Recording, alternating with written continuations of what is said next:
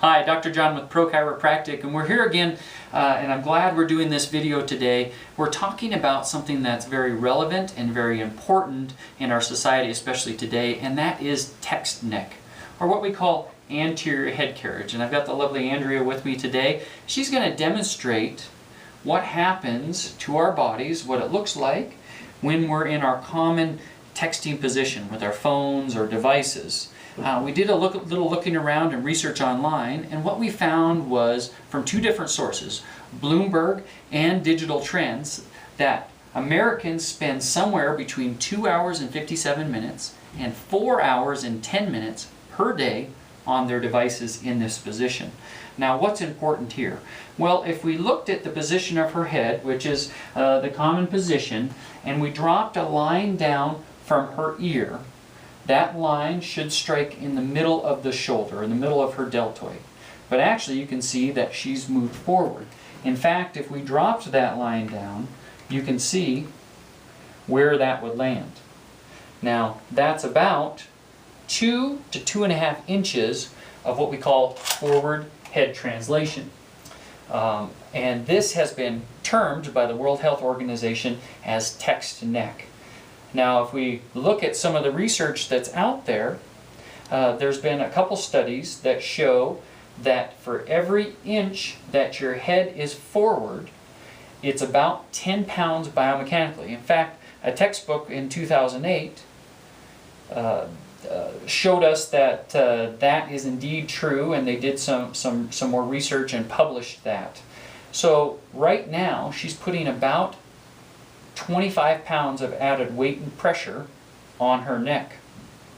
Now, what does that mean for us? Well, there was a famous medical lecturer. He's still around. His name is Rene Callier, and he's the former medical director of USC. And his work showed that up to 30 pounds of added pressure can happen from this forward head translation, or what we call a hyperkyphotic position. And when that happens, there can be a 30% decrease in our vital lung function. In fact, another study, a 2001 study from the Journal of the American Geriatric Society, indicated that there's a 4.4% increase in mortality rate, which is almost a 5% increased risk of dying if you have hyperkyphosis or anterior head translation. So what we're going to do now is we're going to look at what's happening on the inside when we have this type of posture. So this represents normal, and you can see that there's a normal curvature in the neck. We call this a lordosis. It's the standard curve in the spine we get when we learn to hold our heads up. It supports the weight of the head on each of your 7 neck bones, working with the other curvatures in your spine to distribute that weight nice and equal. When we get into the position we just saw Andrea in, we start to straighten the curve in the neck. In fact, this is just a neutral position and shows what happens over time even with your chin straight. So it's actually worse than this in the position we just saw. What that does is puts abnormal weight and pressure on certain bones. Instead of being distributed nice and equally, now we have more weight and pressure on one area than another. That happens for years, and the body will start to respond to that.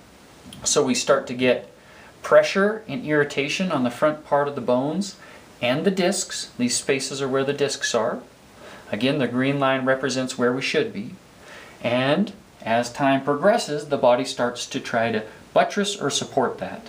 It'll lay down more bone in the front and try to fuse these areas together. Again, the disc spaces start to fuse together or start to degenerate and thin. And finally, the last stage is a total loss of motion as your body gives up movement to try to give you the support you need.